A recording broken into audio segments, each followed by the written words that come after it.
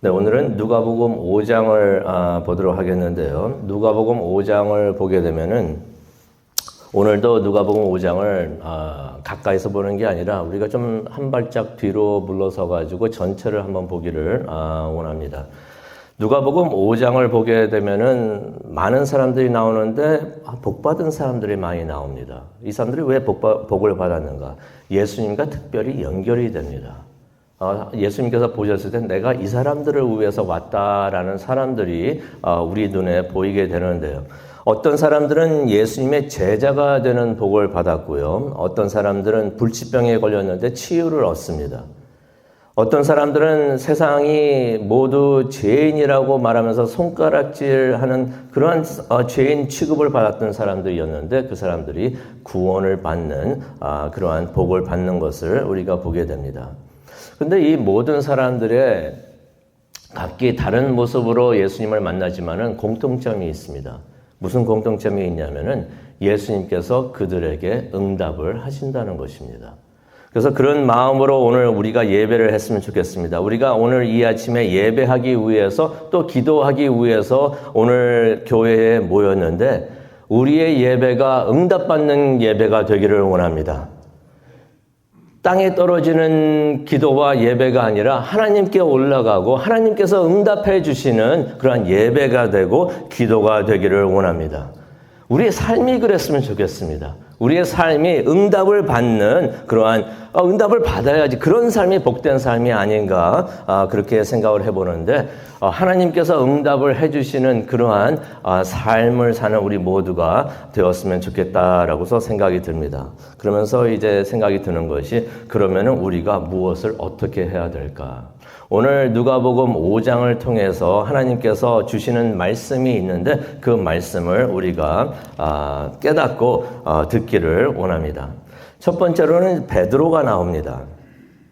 예수님께서 이제 베드로와 야고보와 요한을 만나는 이야기가 되는데요. 이 말씀을 보면서 우리가 잠시 생각을 해보기를 원하는 것이 이 만남이 처음이 아니었습니다. 이전에 이들이 처음 만났을 때는 마태복음 4장 18절에 나오는 말씀이 있고요. 마가복음 1장 16절에 말씀이 있는데 이게 비슷한 말씀 같아가지고 그게 그건가 보다라고 생각이 들 수가 있지만 약간 다른 것을 우리가 보게 됩니다. 예수님께서 그 제자들을 만나셨을 때는 이 제자들이 그물을 던지면서 고기를 잡고 있을 때였습니다. 그래서 마태복음 4장 18절이나 마가복음 1장 16절을 보시면은 그런 장면을 보시게 됩니다. 이들이 그물을 던지면서 고기를 막 잡고 있을 때, 그래가지고 무척이나 바빠할 때, 그때 예수님께서 그들을 찾아오셔가지고 만나셨던 것입니다. 그런데 오늘 읽은 말씀을 보게 되면 이들이 고기를 막 잡고 있을 때가 아닙니다. 밤새 잡았다가 허탕을 친 그 다음날 아침이었던 것이에요. 그래가지고 고기 잡는 것을 포기하고 말씀을 2절을 보게 되면 그물을 씻고 있었다라는 말씀이 나옵니다. 같은 사건이 아닙니다. 이전에는 바다에 나가가지고 그물을 던지면서 고기를 잡고 있을 때였고 그게 처음 만났을 때. 지금은 처음이 아니에요. 잡고 왔는데 그날 아무것도 못 잡고 있었고 그래가지고 허탕치고 그 고기 잡는 것을 포기하고 그물을 씻고 있었다라는 말씀이 나옵니다. 이 말은 무슨 말이냐면요. 이들이 맨 처음에 예수님을 만나가지고 그 마태복음하고 마가복음 말씀을 보면 예수님을 따라갑니다. 그런데 어느새 다시 돌아와가지고 어업을 하고 있었다는 것이에요. 어떻게 돌아왔는가 그 내용은 나오지 않지만은 예수님을 따라 나아갔다가 포기하고 다시 집에 돌아오지 않았는가. 엠마오로 돌아가는 사람들의 마음으로 다시 돌아오지 않았는가라고 생각을 해봅니다. 예수님을 좋아가지고 처음 만나가지고 익사이팅 해가지고 예수님을 따라가가지고 좀 돌아다녀 보니까 이건 아니다 싶어가지고 다시 집으로 돌아오지 않았는가 생각을 해봅니다. 그런데 예수님께서 그런 그들을 다시 찾아오셨다는 것입니다. 예수님께서 베드로의 배에 올라가셔가지고 하나님의 사람들에게 하나님의 말씀을 전합니다. 그런 다음에 다 그 말씀을 마친 후에 예수님께서 베드로에게 다시 바다에 나가가지고 그물을 내려가지고 고기를 잡으라고 하십니다. 그랬더니 베드로가 5절에 이런 말을 합니다. 선생님, 우리가 밤새도록 애썼는데 아무것도 잡지를 못했습니다. 라고 말을 합니다. 여기서 약간 보이죠? 짜증이 좀 나는 거예요. 밤새 잡았는데 이거 업은 우리가 당신보다 더 잘 압니다. 라는 마음으로 이게 우리가 평생 해왔던 일인데 밤새 잡았는데 안 됩니다. 오늘은 아닌 것 같습니다. 라는 뜻으로 말을 하는 것 같습니다. 그리고 생각을 해보세요. 밤새 잡고 왔는데 안 돼가지고 다시 돌아와가지고 그물을 씻고 있었습니다. 그 그물 씻는 것도 쉬운 일이 아닌데 이제 이거 접었다는 얘기예요. 그래가지고 설거지 다 하고 이제 다 쉬려고 하고 있는데 또 나가라고 하니까 좀 짜증이 나지 않았는가. 그런데 베드로가 5절에 이런 말을 합니다. 그러나 하라고 하시니까 선생님 말씀대로 제가 그물을 내리겠습니다. 라고 말을 합니다. 그리고 다시 나갑니다. 나갔더니 6절을 보니까 그날 베드로가 수많은 고기를 잡았다라고 말씀을 해 주시는데 예수님께서 그날 베드로가 많은 고기를 잡게 해 주시는 줄로 믿습니다. 순종하는 베드로에게 그러한 복을 내려 주셨다는 것이에요. 베드로가 그 괴로운 마음으로 어쩌면은 그물을 씻고 있었을 텐데 예수님께서 그러한 베드로를 찾아오셔가지고 베드로에게 응답을 해 주셨다는 것입니다. 베드로가 실패를 경험을 했죠. 물고기 잡는 것도 하루 종일 밤새 잡았는데 그것도 안 됐습니다. 어쩌면 예수님을 따라 나갔었는데 그것도 아니다 싶어가지고 다시 돌아와가지고 어쩌면 포기한 상태에서 내 삶이 왜 이러나라고서 생각을 했을 수가 있는데 예수님께서 다시 해보자라는 마음으로 예수님께서 베드로를 찾아오셨다는 것입니다. 바로 그때 물고기를 다시 잡게 되니까 베드로가 깨닫게 되는 것이 있습니다. 그래서 8절을 보니까 베드로가 예수님 앞에 엎드려서 고백을 하는 것을 우리가 보게 됩니다. 뭐라고 고백을 합니까? 나는 죄인이다. 이전에 아마 예수님을 따라 떠났다가 다시 돌아온 것에 대한 것에 대해서 회개하는 마음이 아니었는가 생각을 해봅니다. 예수님을 따라 나갔다가 포기하고 돌아왔는데 내가 죄인입니다. 라고서 예수님께 고백을 하는 것이 아닌가 생각을 해봅니다.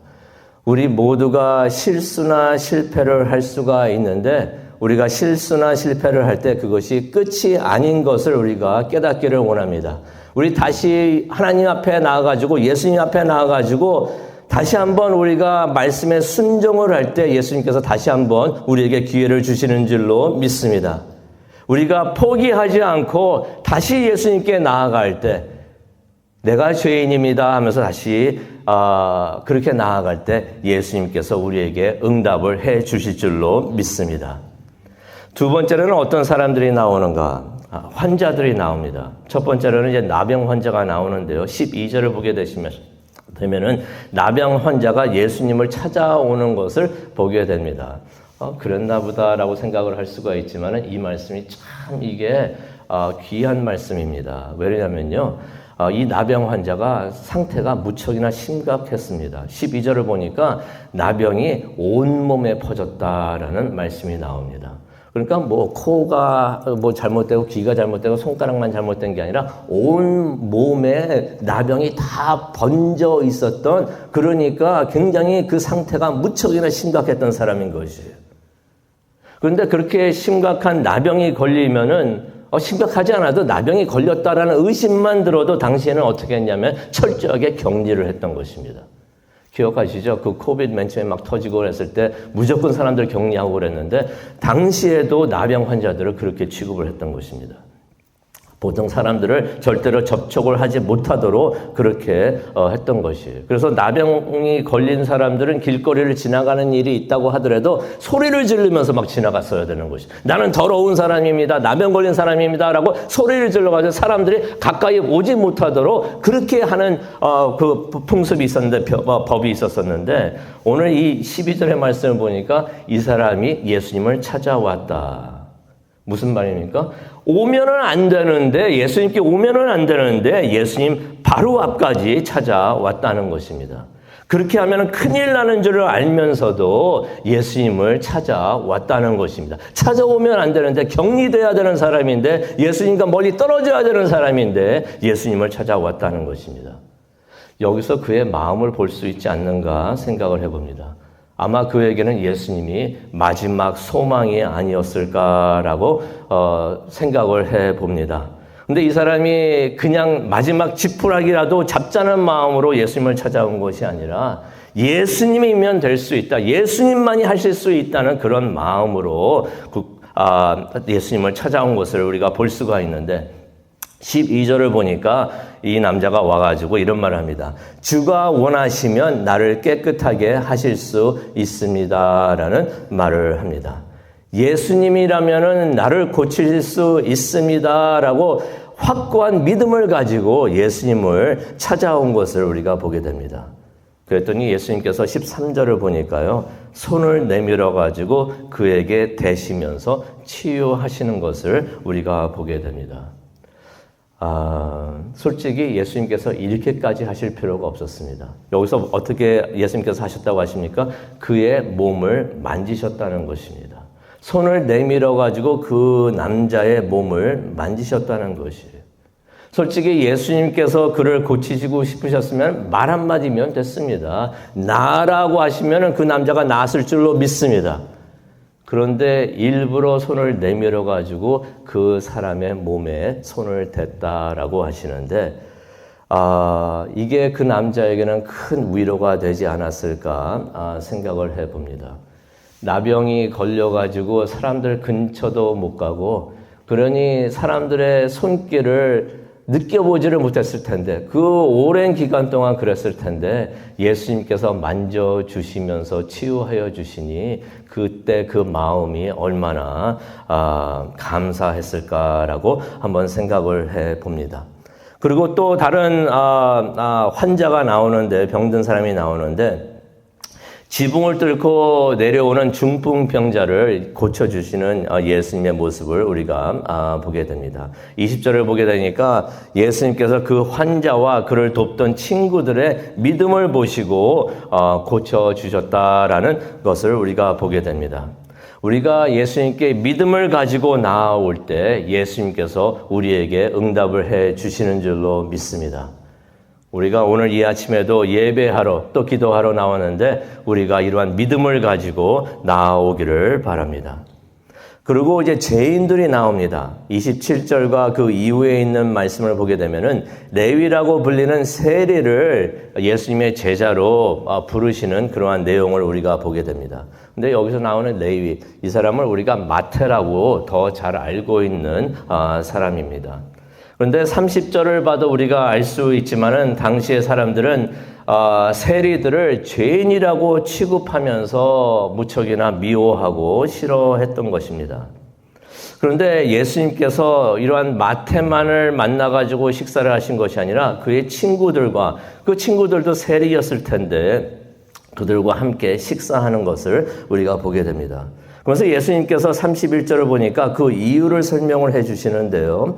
건강한 사람들에게는 의사가 필요 없지만은 병든 사람에게만 의사가 필요하다는 말씀을 하십니다. 그런데 이 말씀만 들으면은 이건 맞는 말씀이에요. 당연한 말씀입니다.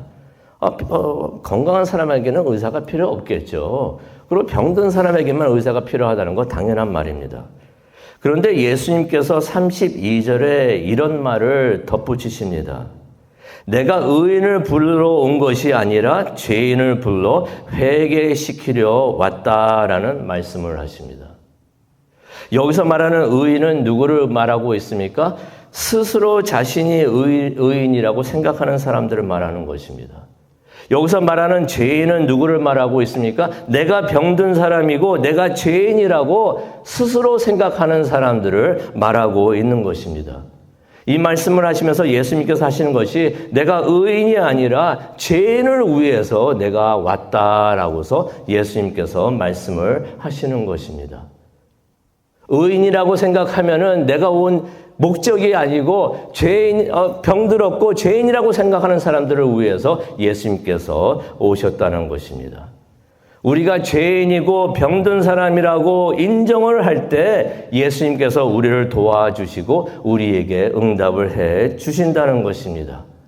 우리가 그렇게 생각하고 예수님 앞에 나와가지고 기도하고 예배를 할 때 우리를 도우시고 우리의 기도와 예배에 응답을 해 주신다는 것입니다.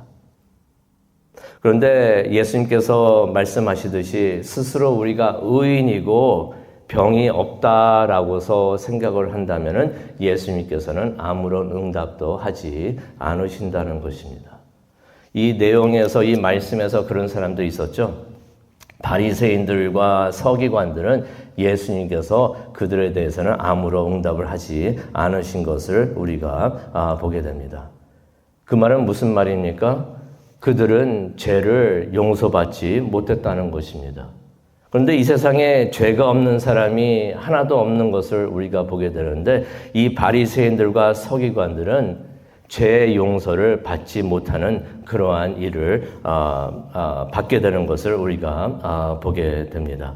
그래서 37절을 보게 되면은 예수님께서 은혜도 부어주시지 않는 것을 우리가 보게 되는데 바리새인들과 서기관들은 하나님의 은혜를 모르고 살게 되는 그러한 은혜 없는 삶을 사는 것을 우리가 보게 됩니다. 오늘 이 말씀을 생각을 하면서 우리가 기도하는 시간을 갖기를 원하는데요. 우리가 예수님께서 우리의 기도와 예배에 응답해 주시기를 간절히 바랍니다. 그러기 위해서는 우리가 실수를 하고 실패를 경험을 하더라도 포기하지 않고 예수님께 순종하면서 나아가기를 원합니다. 그렇게 할 때 예수님께서 우리를 보시고 다시 한번 기회를 주시고 우리에게 응답을 해 주시는 줄로 믿습니다. 확실한 믿음을 가지고 예수님만이 나의 소망입니다, 희망입니다 라고서 그러한 믿음을 가지고 예수님께 나아가기를 원합니다. 그리고 나의 모습을 깨닫고 병든 모습과 나의 죄를 솔직히 예수님 앞에서 인정을 하고 예수님 앞에 나아가기를 원합니다.